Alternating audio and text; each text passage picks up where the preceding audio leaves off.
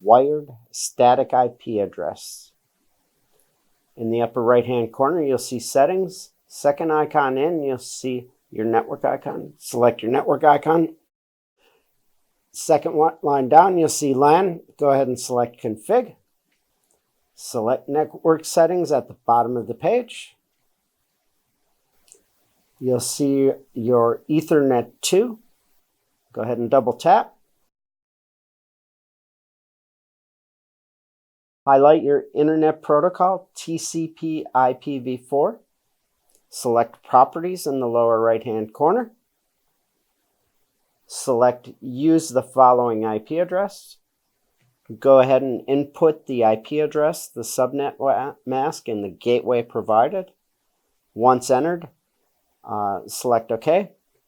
And remember, anytime after you change the IP address on the wired or wireless network, you will need to reboot the system.